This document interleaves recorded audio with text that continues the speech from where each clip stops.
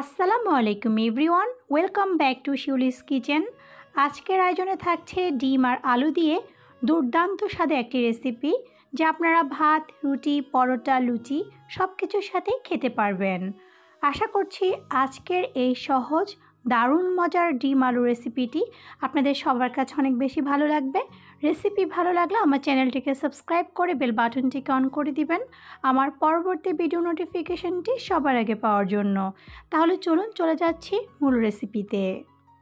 ডিম ও আলু রেসিপি তৈরি করার জন্য আমি চুলায় হাঁড়িতে পরিমাণ মতো তেল দিয়ে দিচ্ছি। এবার তেলটা ভালো করে গরম হয়ে আসলে আমি এখানে লবণ ও হলুদ মাখানো ডিম দিয়ে দিচ্ছি।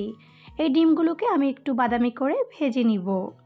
ডিম সিদ্ধ করে নেওয়ার পর ডিমের মধ্যে কয়েকটা দাগ কেটে দিবেন, তাহলে আর ডিমগুলো যখন তেলে ভেজে নেবেন ডিমগুলো আর ফেটে যাবে না, আর তেলটা ছিটেও গায়ে পড়ার সম্ভাবনা থাকবে না। ডিমগুলো বাদামি করে ভেজে নেওয়া হয়ে গেলে আমি এখন ডিমগুলোকে তেল থেকে তুলে নিচ্ছি।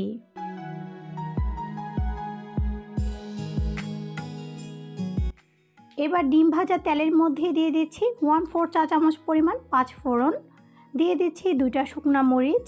এবার এগুলোকে একটু ভেজে নিয়ে আমি এর মধ্যে 2টা পেঁয়াজ কুচি দিয়ে এই পেঁয়াজ কুচিটাকেও আমি হালকা বাদামি করে ভেজে নিব। এখন আমি দিয়ে দিচ্ছি স্বাদ মতো লবণ। লবণ দেওয়া হয়ে গেলে আমি এখানে দিয়ে দিচ্ছি 1 চা চামচ পরিমাণ আদা ও রসুন বাটা। এখন আদা ও রসুন বাটাটাকে একটু কষিয়ে নিব, যাতে করে এর কাঁচা গন্ধটা দূর হয়ে যায়। এরপর আমি এখানে দিয়ে দিচ্ছি 1 চা চামচ পরিমাণ হলুদের গুঁড়া, দিয়ে দিচ্ছি স্বাদ মতো লাল মরিচের গুঁড়া। এবার এখানে দিয়ে দিচ্ছি 1 চা চামচ পরিমাণ ভাজা জিরার গুঁড়া।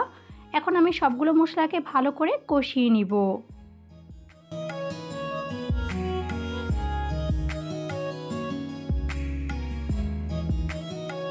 মশলাটা ভালো করে কষিয়ে নেওয়ার পর এখন আমি এর মধ্যে 3টা সিদ্ধ আলু আধা ভাঙা করে দিয়ে দিচ্ছি। বাজারে কিন্তু এখন প্রচুর পরিমাণে নতুন আলু উঠেছে। নতুন আলু দিয়ে রান্না করবেন, খেতে দারুণ লাগবে। চাইলে পুরনো আলু দিয়েও কিন্তু রান্নাটা করে নেওয়া যাবে। এবার আলুগুলোকে ভালো করে কষিয়ে নিয়ে আমি এর মধ্যে অর্ধেক টমেটো টুকরো করে কেটে দিয়ে দিচ্ছি। এবার আলু টমেটোটাকে ভালো করে কষিয়ে নিব। আপনারা যদি আমার কোনো রেসিপি ট্রাই করে থাকেন তাহলে অবশ্যই আমার সাথে শেয়ার করতে ভুলবেন না। আমার ফেসবুক পেজের লিংক আমার ডিসক্রিপশন বক্সে দেওয়া থাকবে, চাইলে সেখানে আপনারা আপনাদের রান্নার ছবিগুলো আমার সাথে শেয়ার করতে পারেন। আলু টমেটোটা ভালো করে কষিয়ে নেওয়ার পর আমি এখন এখানে দিয়ে দিচ্ছি 2 কাপ পরিমাণ পানি।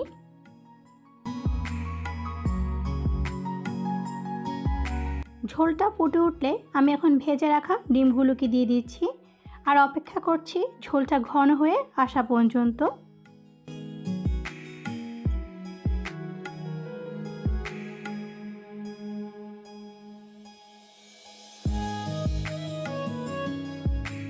আমার এখানে ঝোলটা প্রায় ঘন হয়ে এসেছে। এই পর্যায়ে আমি এখানে দিয়ে দিচ্ছি স্বাদমতো ধনেপাতা কুচি। ধনেপাতা কুচিটা দেওয়ার পর আপনারা এটাকে আরও 2 মিনিটের মতন চুলায় রেখে দিবেন। এতে করে এই ধনেপাতার ঘ্রাণটা পুরো আলু আর ডিমের মধ্যে ছড়িয়ে পড়বে। এতে করে কিন্তু তরকারিটার স্বাদ আরও দ্বিগুণ হয়ে যাবে।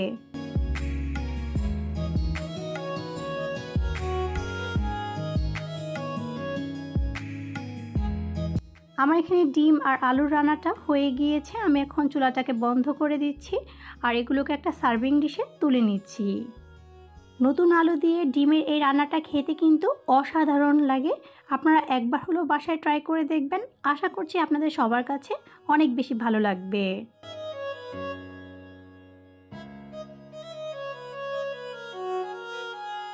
পরিবেশন করে দিচ্ছি ডিম আর আলু দিয়ে দারুণ মজার রেসিপি, যা ভাত, লুচি, রুটির সাথে জাস্ট জমে যাবে। আশা করছি আজকের এই সহজ ডিম আলু রেসিপিটি আপনাদের সবার কাছে অনেক বেশি ভালো লেগেছে। রেসিপি ভালো লেগে থাকলে অবশ্যই আমাকে কমেন্ট বক্সে জানাতে ভুলবেন না। আর আমার রেসিপিটি ভালো লেগে থাকলে আপনাদের ফ্রেন্ডস ও ফ্যামিলির সাথে শেয়ার করবেন। আর আমার চ্যানেলটিকে সাবস্ক্রাইব করে বেল বাটনটিকে অন করে দিবেন এরকম আরও অনেক সহজ ও মজার রেসিপি দেখার জন্য। আজকের মতো তাহলে এখানেই বিদায় নিচ্ছি। সবাই ভালো থাকবেন, সুস্থ থাকবেন এবং শিউলিস কিচেনের সাথেই থাকবেন। আল্লাহ হাফেজ।